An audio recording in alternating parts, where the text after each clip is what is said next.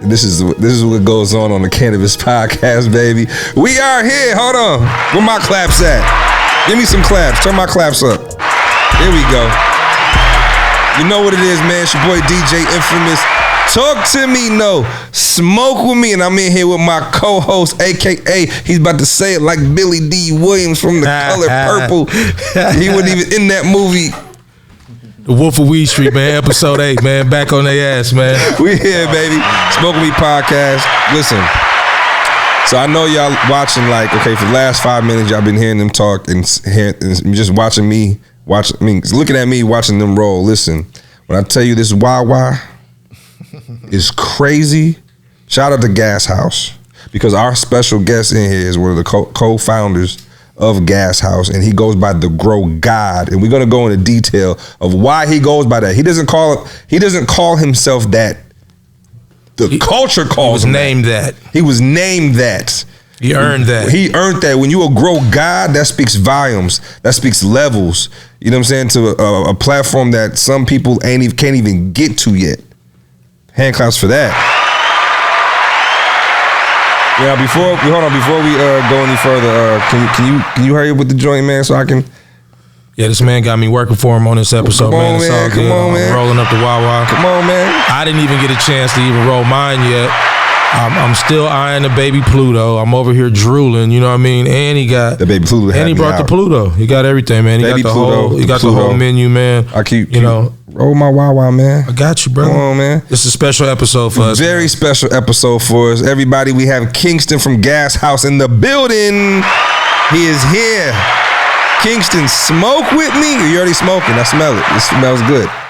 It smells great. Yeah, this is a special episode for me, man. I feel like, a lot of times in the industry, growers and breeders don't get their just due. Facts. They don't get their flowers. A lot of these brands, you see the end result, you see the flower on the shelf, but you don't know the hard work that was put in.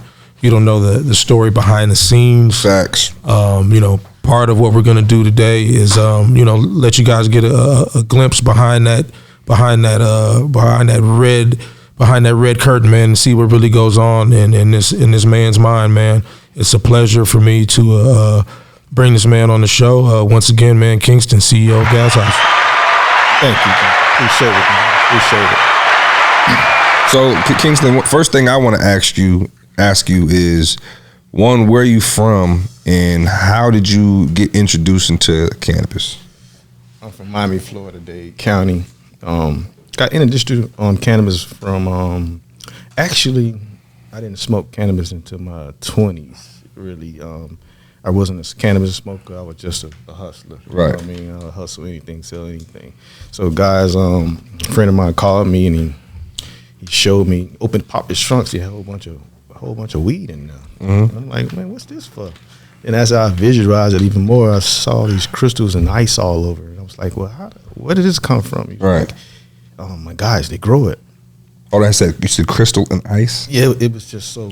When you crystals, the THC sparkling on that thing, man. Right. So when you grow indoor cannabis at a very high rate level, it crystallizes the resin production, oil production, stuff like that. So when I seen it, I knew it's something I'd never seen before, but looked really good.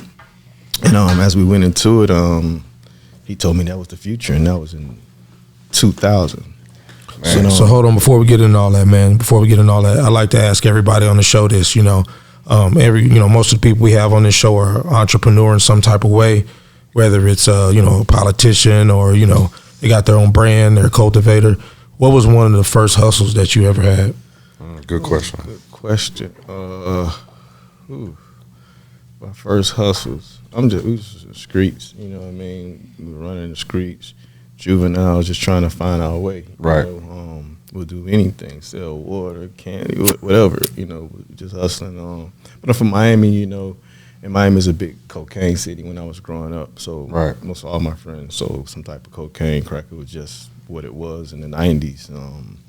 And I just seen what it always done. I just didn't want to really take that route. I was patient, and I found my niche, which was cannabis. I waited my turn. And it ended up being the weed and not the other stuff that everybody was doing. Yeah. I found my own world. And back then, it was alien. You know, nobody was doing this. I mean, I'm from Carol City, right? The hood, you know. From where I'm from, nobody. Ain't gonna be no cannabis cultivators coming out of Carol City. No cannabis cultivators at all. MIA, yo. Right. 305 MIA. They ain't cultivating cannabis. They cultivating something else. No. And it was like the light went off, you know? Yeah. He showed me the room. The light went off. In my head, like, I knew that's what I wanted to do. You know, and the pound of weed was $3,800 back then. So hold on. Let's slow down a little bit. You know, this episode means a lot to me. I know there's a lot of people who've been DMing me and following IG and been making comments. So I feel like you're going through it kind of fast, man. You know, slow down a little bit. Okay, gotcha. Give everybody an introduction on, you know, what got you into cultivation, what got you this love for these plants. You know, I've seen, the effects the plants have on you and the effects you have on the plants. Right. I just want to know, kind of where that love and that passion where it came from. Yeah. So my first crop. Let's go to my first crop. Like I said, I met a guy and I went after it. Ended up meeting an electrician, ended up meeting all these people that was, could get me going with my grow room. It was a 12 lighter. I was kind of lucky to even start off with 12 lights. That's a nice little scene. 12 candles. That was big for your first grow, and I didn't know nothing. I didn't know what I was doing. I just knew I wanted to do that. Y'all gonna show me. Right. Okay, so got the room hooked up. So then met a guy that could get me. The guy that hooked the room up didn't have the clones of the plants or the seeds. Okay. So that was difficult. So ended up finding a guy that had some clones. Right. Got a batch of clones. Do you remember what the first strain was you grew? Train wreck. So I had a train wreck. I like that train wreck, man. Yeah, crazy ass nose on it. Yeah, back in the days. Potent too. Right. So got I think it was like 70 clones. They all died. Damn. They all died. I didn't have no guidance. They just showed me how to hook the room up. Hey, go to clones. We're out. It's that kind of thing, Right. So went to the library. Went to read books. Back then, it wasn't no Google, no computer to show you anything, so you had to read all the Bibles. So you went to go get your research on it. Right, you had to read all the Bibles. Right. It was called the Grow Bibles. It was a few of them. Grow Bibles, yeah. Grow Bibles. So it was a few of them. Had to read all the Bibles. Icy Mag, I think it was back then. Grow Form. Just read, and stuck my stuff into the books and reading. So got another shot. Met another guy. Got some more clones. This time I had 82 clones, but I had them in reading. Okay. So plugged them in, and it started growing, And I was in that room every day. Were you growing soil, hydro? Do you remember what you did? Started off the hardest thing to do, hydroponic. Rockwood. Most unforgiving. Huh? Unforgiving. It was rockwood. But back then was this strain called the Black Haze. Okay. That was my first. The Cuban Black Haze. Cuban partner gave me the Black Haze. He told me when he gave it to me that, I'll never forget it. He said it's gonna change your life forever. I didn't understand what he was saying until it started growing. And my first crop it was 32 pounds of the Black Haze. I never seen nothing like it. That shit was a crazy number back then. Some trees was a pound. They had the arms and the size of the buds. I used to hide behind the buds with cover my whole face up, cover my whole head up. Big ass colas. One cola like the size of a bottle. I never seen another crop like this ever in my life. So this was like a blessing, that came that I never knew I was going to get. And like I said, it was 32 pounds, and that changed my life forever, and I never looked back. By being in that room every day with these plants, not knowing what I was doing, then the guy started coming by my house to help me, start off. Right. But he wasn't a teacher, but he helped me start off. He came by, I'll say, a month within the crop and told me, 2 months within the crop. It was a 90-day crop, the Black Haze. It was like 90 days. It was a long crop. Sativa. Sativa, long crop. But it paid off in the end. Yeah. Especially back then. Yeah. He seen the crop. He said, wow. He was just telling me, I never seen nothing like this. And you're doing good. But I was in there every day. Talking to the plants. 8 hours talking to the plants. Didn't even know, but it turned out all right. It was a little harsh. I didn't know about flushing that good. I learned that later, but it was good bud, and I got rid of the whole crop, and it changed my life. It took me from actually nothing to something overnight. As soon as it was done, and that's what gave you the bug. That's what gave you the bug. That's what gave me the bug, and nice. I never looked back. I just wanted more grow rooms, more houses, and I just started thinking big then. And this was when nobody was even doing it. Right. You know, you could smell it at the mailbox still. Yeah. You know, I didn't know. Them days, right? Right. Had your rap game right. Yeah, you stand in a little house in the hood, and you know the front door and the sidewalk right there. So I used to go grab the mail someday, and I could smell it at the mailbox. Had them charcoal filters going yet? Charcoal filters everywhere. Those filters. Sometimes they work, sometimes they don't. Yeah. It depends on if the plants are far in the Putin or not. But that's kind of how it went, and I just fell in love with growing and just being in the room and being around the plants, and then you get this connection with the plants when you start understanding. This is where the Grow God thing came from. Okay, speak on it. When you learn to look at a plant and you can tell what the plant needs, you know, and you give it what it needs, and you affect the plant. So now the plants have a communication. You have a communication line with the plants, you know, without just looking at it. Right. Whether the leaves are down, leaves are up, or whether the tips are curling, whether the tips are curling upward or outward, or you know, those different things. Listen, y'all, they're giving y'all some free game, man. Listen, right. Listen. Right. Whether it could be simple as a fan being too close to a plant, giving it what we call leaf burn. You know, it's very delicate. But cannabis is one of those things when you do it properly, what we call optimum levels, you get really good bud. I don't care what it is. Right. It can be whatever. So when I see cannabis that's not that good, it was the grower's fault. Yeah. You know, the grower didn't grow it that good. He didn't use proper channels to grow it, because it don't matter. You know, it don't matter. It's still going to come out. Yeah. You understand where I'm coming from. It's still going to come out good. So there's a lot of people that just not good growers in the country, but I understand, because it takes so long to get on that level with growing, you know. Shit, with anything in life. Yeah. It ain't gonna come easy. Yeah. So one thing I learned, every crop is a different crop. You don't know what you're dealing with. It can be, you have a good crop, and the next crop could be a challenge. You're dealing with diseases, and you're dealing with pests. Right. Humans aren't the only thing that like cannabis. Pests that you can't see with your eye, they love it. They'll eat it. They'll eat it in your face, and you can't see them. Right. You know? I didn't know that. Yeah. They destroy your crop. So, you know, you're dealing with things, you balance things all the time, and you got to battle things the right way. Right. You don't want to spray pesticides and things like that. So I always smoke my crops. I'm a heavy consumer, so that what made me good at making sure that I did it the right way, in a clean way, because I knew I smoked my crop. So a lot of people don't even smoke their crop. Right. So they don't even care, and some different things and challenging things. Yeah. Yep. So so fast forward from there, you have that first crop, you catch the bug. You know what I mean? I look up, I see this dude in his wig. I see this dude in his wig doing on Vice, and I'm like, the costume is a classic. I think that what is it? The Spirit Store. I think the Spirit Store needs to sell that Kingston Vice costume. You feel me?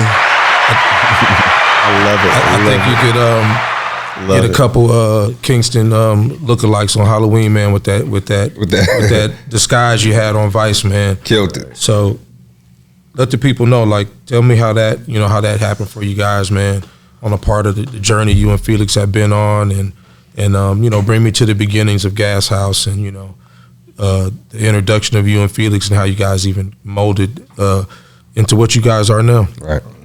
So for me, I think I was at a crossroads. I've been growing almost, at that time, I think 16, 17, years of my life. Right. And when you're a grower, I mean, it takes years out your life. It's hard work to be good. Right. Be be a skilled grower. You could be in the room 12 hours, 14, 16, doing harvest here and there. 18 hours. Right. A day, just harvesting time and stuff like that.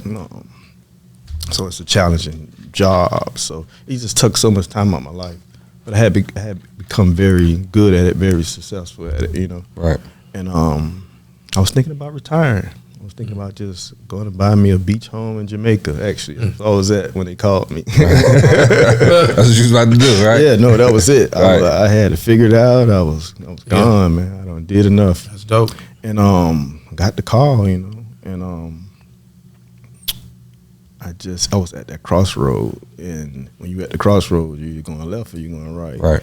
And I've been, you know, hearing about, you know, legalization of cannabis and the little whispers that were going on, and just started thinking about it deeply. Like I think I want to do that.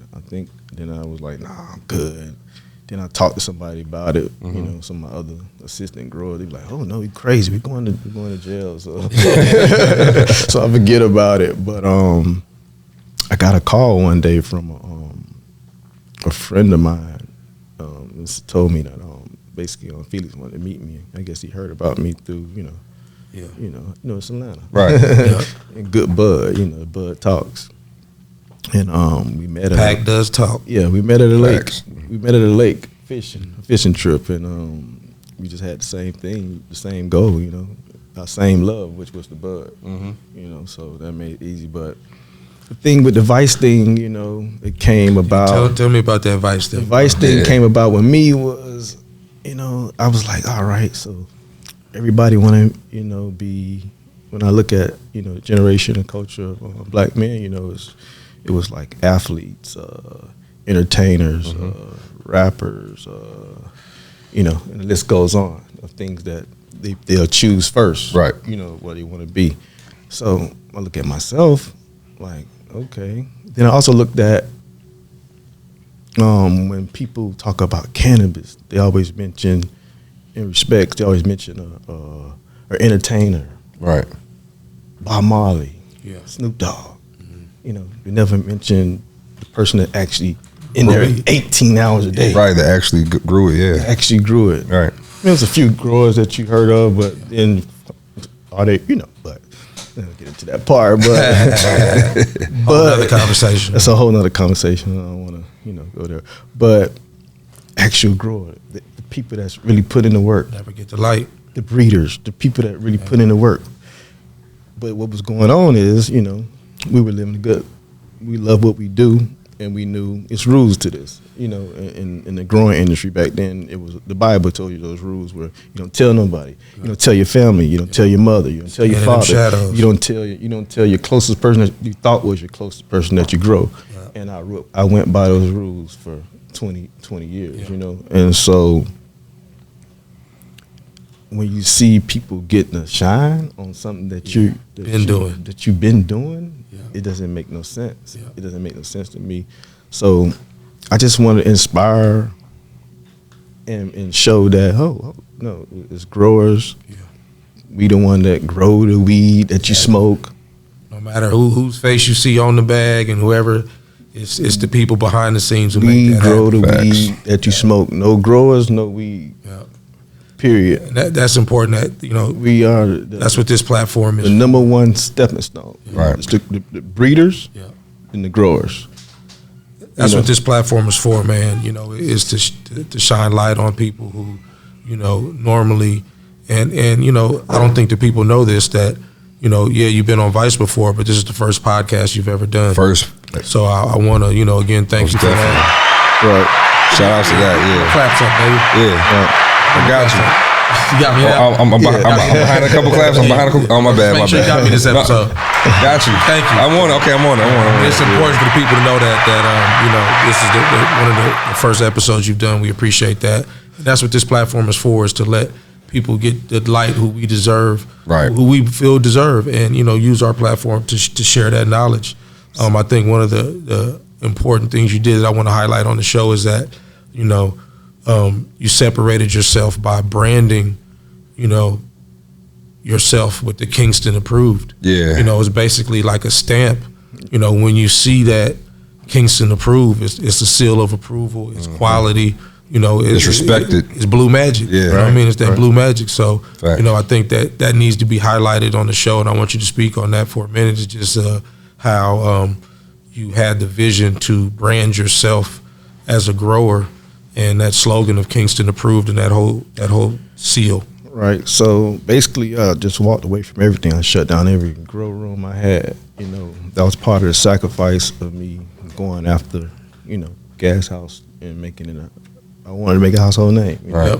You know, so I walked away from everything and I sacrificed and I moved to Oregon. And once I got to Oregon, I grew up in the South. And I've never been out. Culture shock. Yeah, it was a culture shock. Way different. I grew up in the South, and I never. My first time in the West Coast was then. Like I never traveled. Oregon. That ain't really the West Right. Coast, bro. Right, Pacific. Hold on, Oregon's not West Coast? I mean, it's Pacific. Northwest, right? It's on that side. It's on that It's on that side of the world. You know, Yeah. it's 4 hours or 3 hours from Cali on a drive. Right. But when I went out, there was a culture shock for me, coming from being an indoor grower in an urban world. But I had faith in myself. I knew I understood plants, so I wasn't worried about that part. So once I got to Oregon and I realized it was nobody but me. Right. Like I never ever seen nobody in this industry that was like me. So that's where, you know, it started clicking in my mind about I'm a walk-in, I'm a brand. Right. I'm a brand. I feel like okay, business man. Yeah, it was Rockefeller. Yeah, I'm a businessman. You know, I'm Gas House like Rock, but I'm Hove. Right. You know, that's how I felt. Yeah. Like ain't nobody like me. As you should.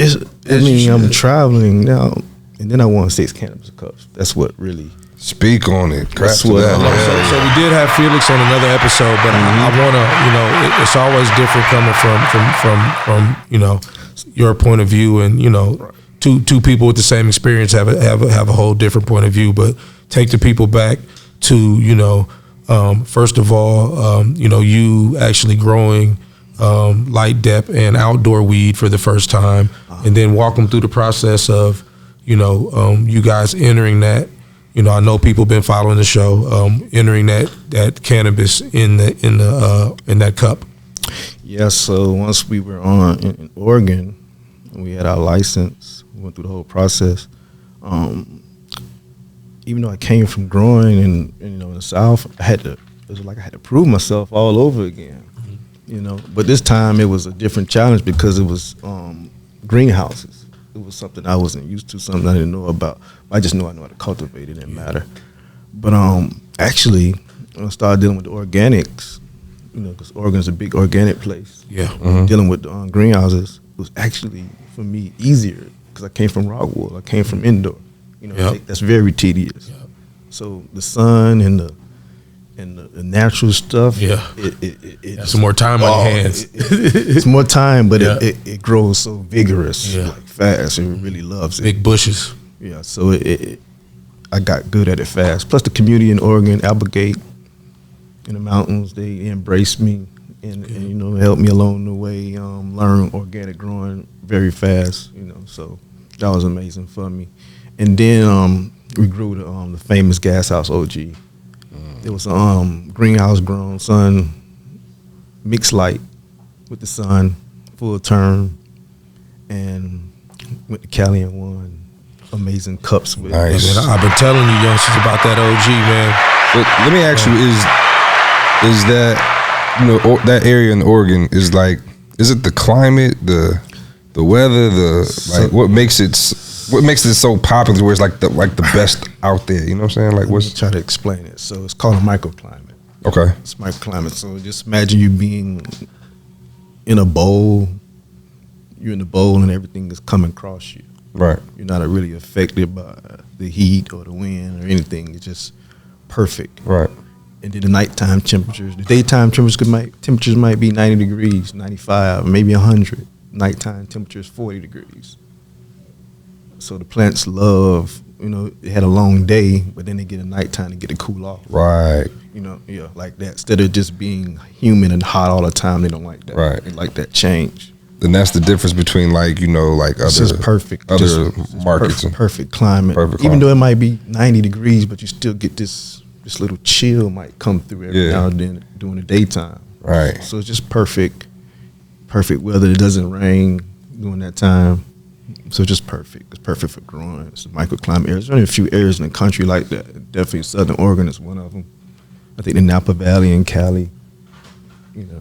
grows the best. The best. It's just perfect temperature, Out perfect there, climate. right. It's perfect for growing. It's not like that all over the country. Some places too humid, too hot, too dry. Right. Cannabis like just to be perfect. It's one of those picky plants, you know. But when it's ultimum, it's just it's an amazing plant. So walk me through it, man. You guys enter the OG in the cup.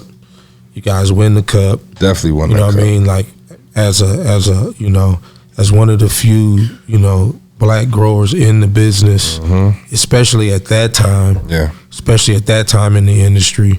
You know, you and Fee just starting out. Like, you know, how did that feel after all those years and you know dealing what we deal with or have dealt with in the past before you guys did what you did, and you know, how did that feel, man? Unbelievable. I mean, to be at an event, we had a booth at this event when we won the first cup, and just entered it. We knew it was a good product, you know. So when it came back tested at 97%, Man, it just blew everybody away. They had to test it twice, you know. And they didn't believe it the first time. but we already knew it was an amazing product. Right. That's why we entered it. You know, we won both the highest and won 2 cups that day. Nice. And which was surprising to me. I didn't know how big of a thing it was to win a cup. You know, actually my first entrance I won. That's crazy. Oh, word. Right. That's crazy. That's hard. Yeah, it's never. That's hard. It's second time being in California. Yeah. I won amongst all these different competitors. you Right. know. So that day, I knew. Yeah, That I mean that's big for the industry. You got to understand, like it's nobody that really looks like us Right. in them cups, man. Zero. Let alone just walking the trade floors at that time. Yeah. So Right. winning the cup, you know what I mean? Like you know, And I'm sure you got a lot of respect off that too. Like Oh, man. your first time entering. It's like we were like the new kids on the block for real. Right. Yeah. We walk in these trade shows, like he say, people have spent hundreds of thousands of dollars on their booth. I'm looking in awe, amazing. Yeah. Feeling like, I got a long way to go. Right.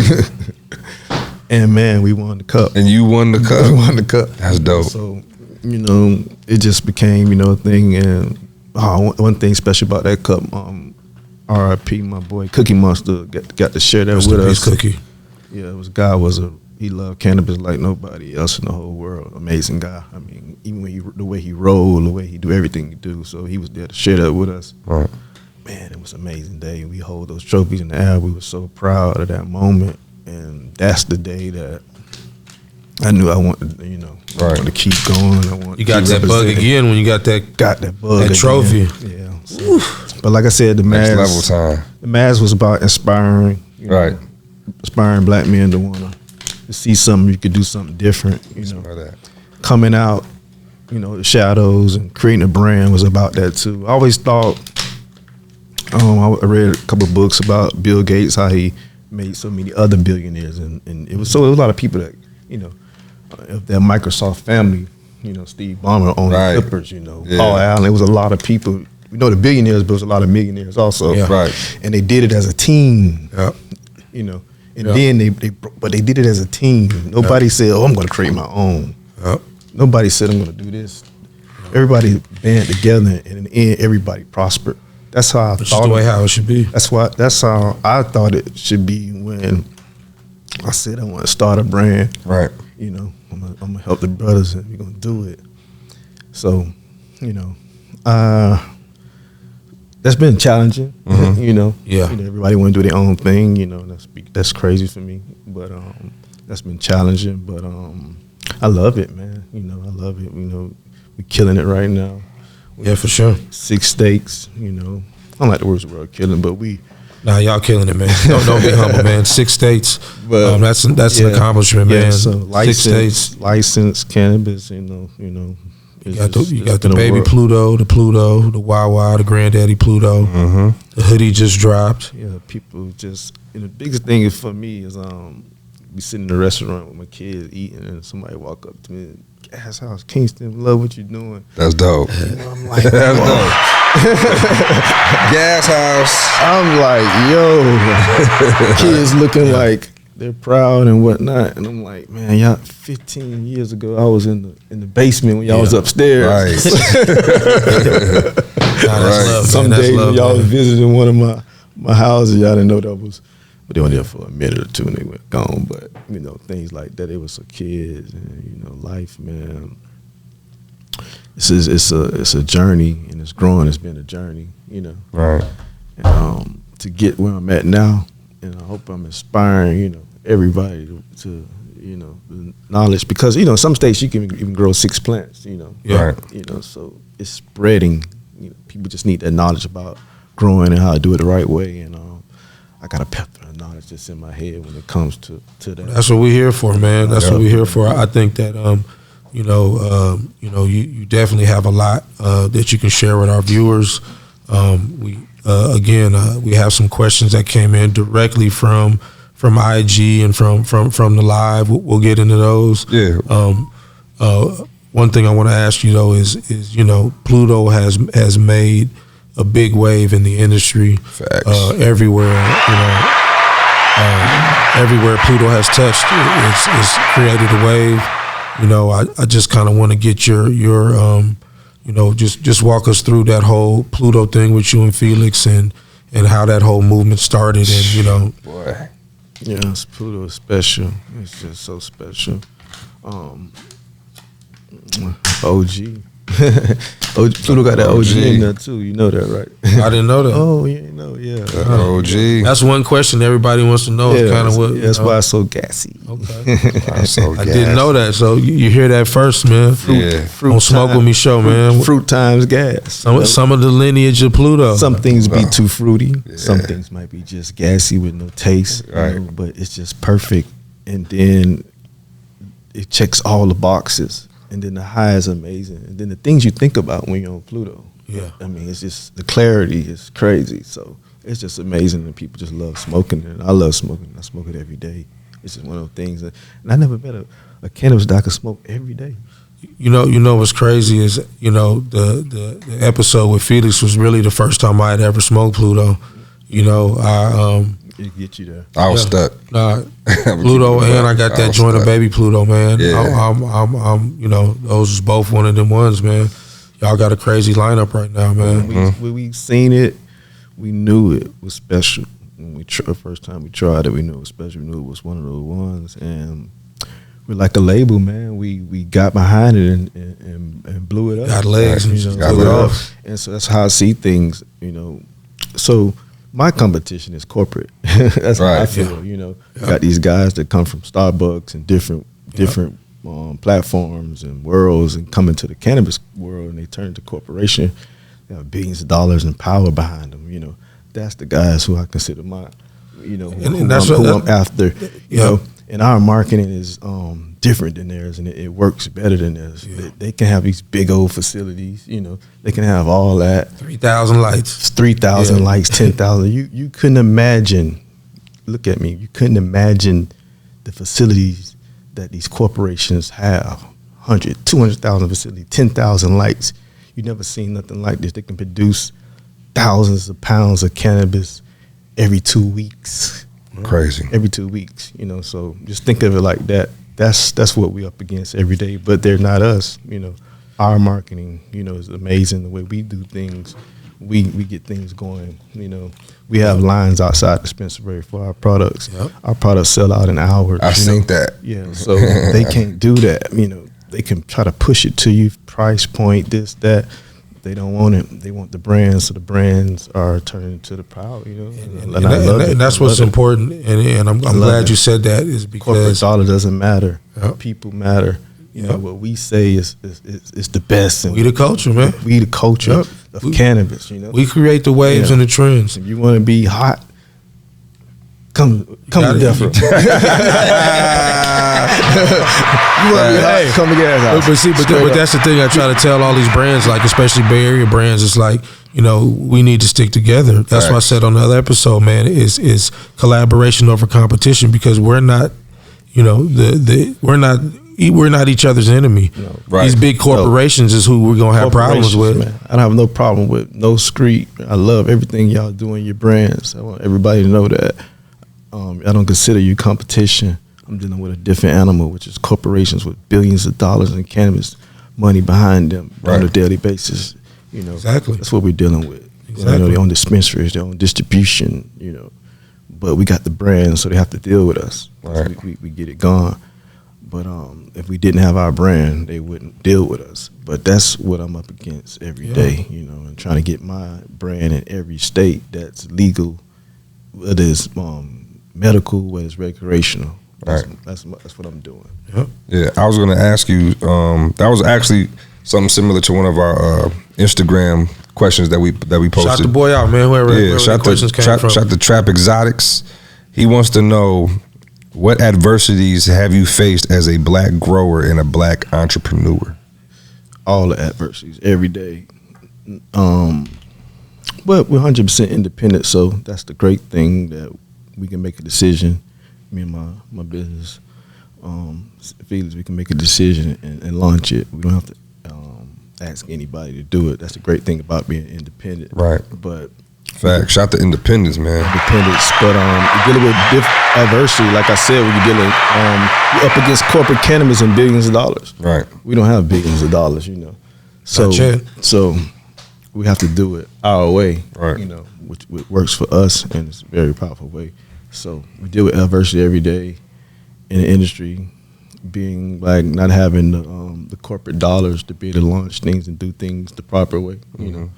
But we do it our way, and it works. And we're just very hands-on with things, and we believe quality over quantity. We stick to that, the quality part. Quality. Yep. Very important. And the cream always rises to the top. When Facts. Keep coming with quality every time. People are gonna know, like, everything we got is good. Hell yeah. You know, it's not about the dollar when it comes to the brand. We don't care about making money. It's just about our legacy and quality. Facts. Another one more question. Yeah, he has some good questions, man. Whoever that is out there. It's Trap Exotics. Trap Exotics. Yeah, he has some good questions. Shout out to Trap Exotics, man. He's always checking out the episodes, man. He's been on every episode commenting, you know what I'm saying? Shout out to him. One of his other questions is, would you ever mentor someone? Yes.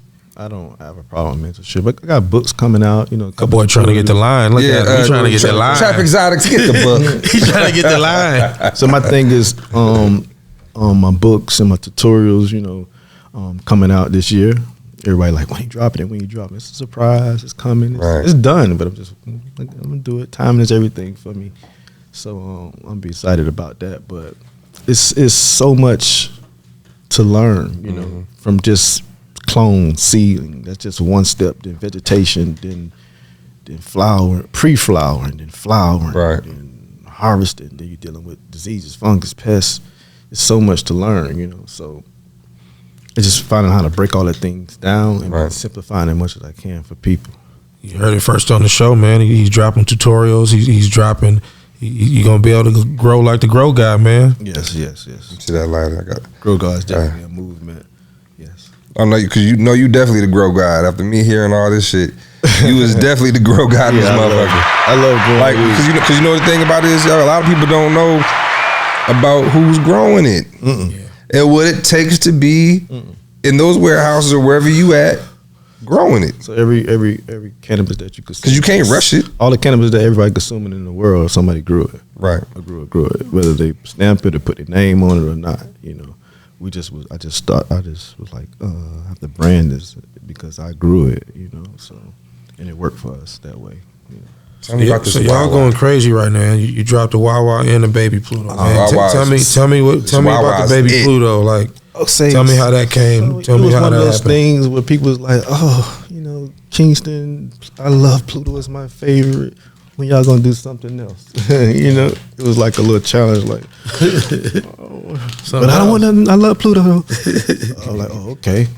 So it was just one of those, like a little summer splash, just to check the temperature and everybody love it. You know, like dropping a single. Hey, your marketing is dope as shit too. It's like dropping a single just to show. Packaging is and it went crazy. Make sure we. It's just a testament of the power of the brand and the culture of cannabis. Yeah. And understanding the culture and how people respond off of these type of things that we're doing. You know, special time, you know, in cannabis to be able to do this type of thing. So it's just so fun. you know, creating these packages and these designs and these looks, and but it smell good too. And then you be all hyped up about the drop and the release date, and then everybody go crazy about it. Great now. I mean, that's how you do it, bro. We living in those times, and it's just a good time to be. So I just seen you guys dropped. You know, we always talk about other industries that are created in cannabis besides just growing in the flower. Canatech is one of the things we speak on. You guys just dropped NFT, the GasHouse NFT, man. That was a great move. You want to tell everybody about that and how they can be a part of that and become a member? Right. I think it was one of those things where we saw somebody else drop and it wasn't cannabis. They dropped a cannabis smoking NFT, but they wasn't a cannabis company.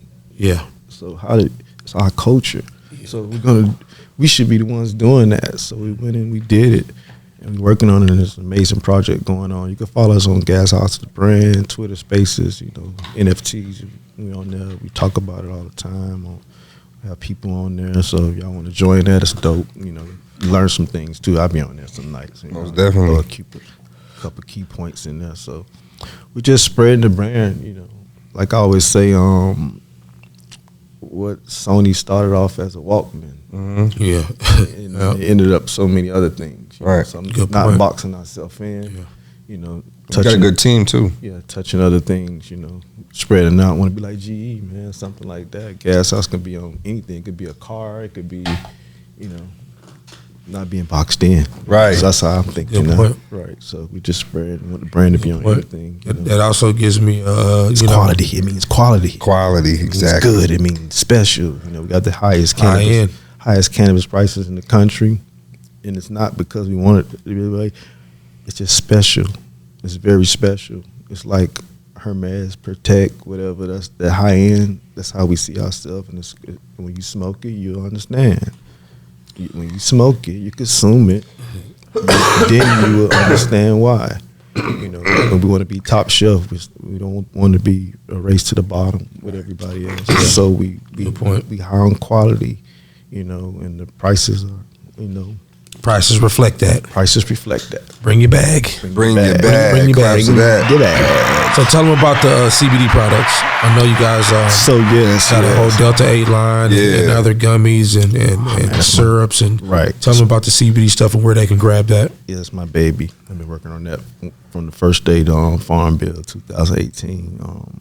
I went off into hemp and CBD products, so I'm kind of a veteran in it now. Remember I said on the last episode, man, they hemp packs look better than some of y'all. So we got some of y'all. We got indoor hemp packs. Fire, we got that fire. You know, you didn't know I could sit on the table. Better than some of y'all packs, man. I'm telling you. It do, and it's an amazing product. You could go on GasHouseCBD.com and get some of those things. We got a collaboration with Cookies, the Granddaddy Pluto. Oh yeah. Pre-rolls, I like those pre-rolls.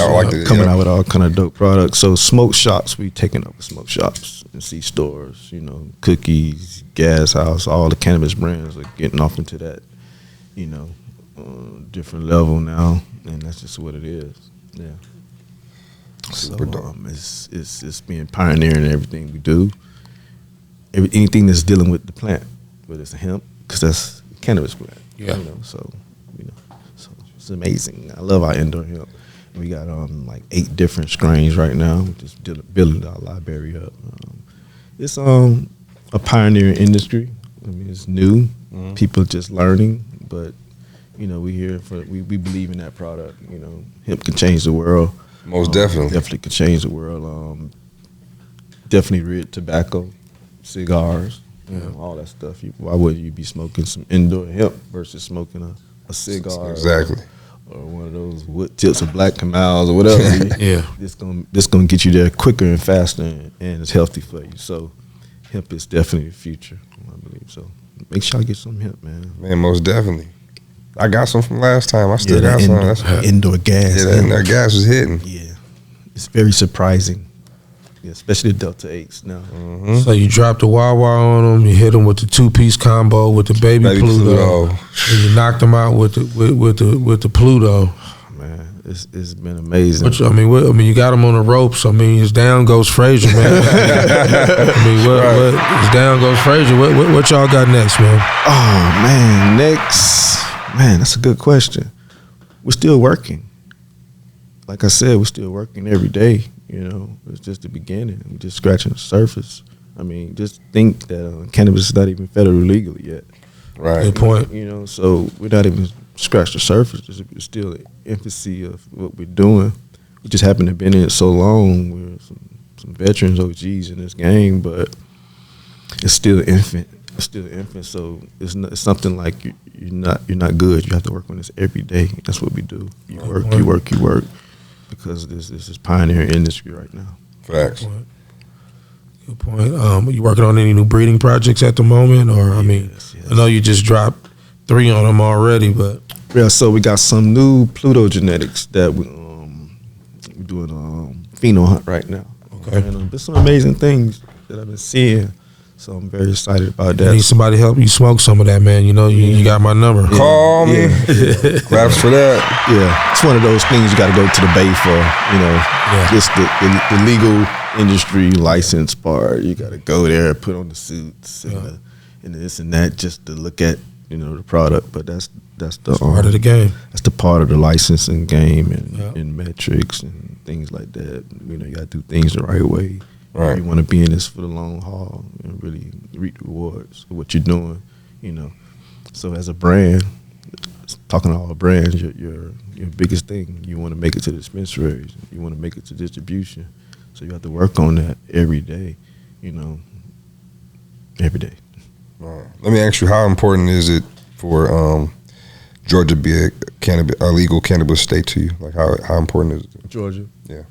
Very important. Georgia's one of those states that love cannabis, you know, in the South. They love it. Right. They really love it. They embrace it.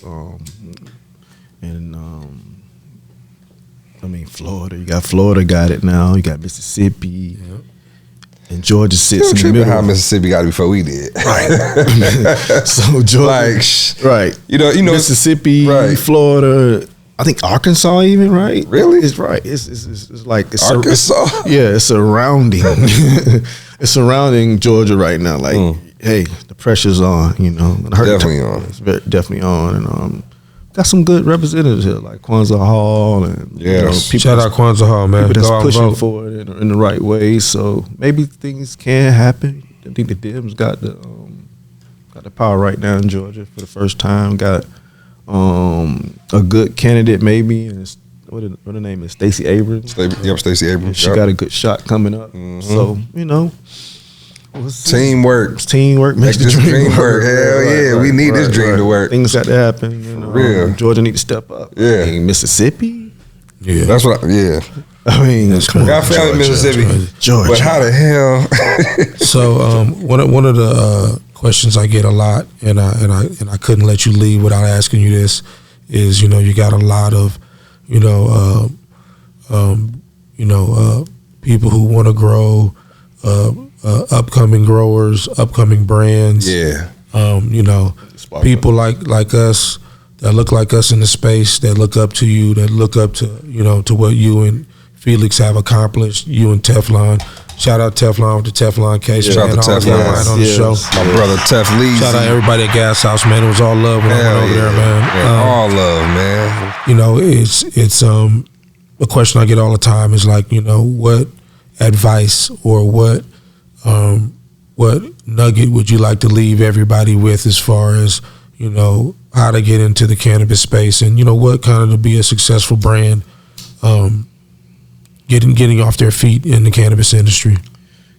Okay, good question. Cannabis industry is a very hard industry to break through in because you're dealing with a crop, Right. And it seems like the customer base, the consumer base, they're not that forgiving.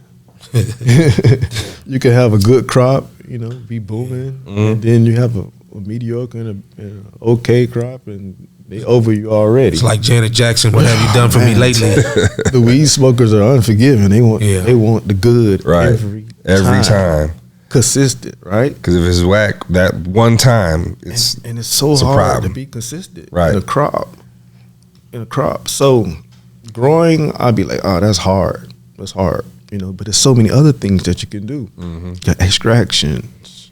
You know, that's the easy stuff, but you still could be big. Mm-hmm. You got the breeders, the genetics. That's the most important part. Mm-hmm. You know, we need more genetics in this industry. You get tired of smoking the same thing. Don't y'all get tired of smoking the same thing? Well, let's find some different genetics. You might be the one that could find something different and break through. Right. Genetics is power. What else you can do? Picks and axes. There's so much different things. I watched a guy make millions of dollars off of Mylar bags, you know, just print them from everybody. Right. Picks and axes. There's different things that you can do in the industry that you can still be a part of the industry and be, you know, good in. And it's a pioneering new industry. If you could come up with something new that it's like the smoke gun machine. Yeah. You seen that? Yeah. Did I see it? Yeah, man. Y'all almost knocked me off the damn episode, man, with that shit. Everybody want one. Yeah. That product. He went crazy, man. I ain't gonna lie. That's going platinum. I want one. If he was, I don't know how many he could have probably sold on 420, bro. He's ramping up right now. He's gonna make millions of dollars off that product. Easy. Just on 420 I alone. want 2 of them for real. For real. Everybody wants one. Everybody wants one. You feel me? But that's dope though. You can create these gadgets. Yeah, these gadgets. These different. Did you see the did you see the grinder? Like you put your nuggets down and you put this. The Wacky Grinder. Shout out the Wacky Grinder, man. Yo, I purchased definitely one of those. Gonna get them on the show. Shout out to the Wacky Grinder. That's what I do. I just be in a think tank in the lab. That's what we do. Yeah. Create things, you know, in this Shit's industry. dope. That's what it's all about. Creating things, creating. Right now, the big thing is the tips, the airflow, and the tips that go in the back of these cigars and these pre-rolls. Right. They be having these designs. And people just so creative in the industry, you know. So this industry is still new. It needs creation. It needs picks and axes. Yep. You know, you want to be a grower, you got to know what you're up against. You know, you're up against a lot. You know, corporate America, but there's so many other things that you can do to be in this industry, and this industry really needs. Right. So that's how you got to think. You know, and who wants to spend millions of dollars on a facility?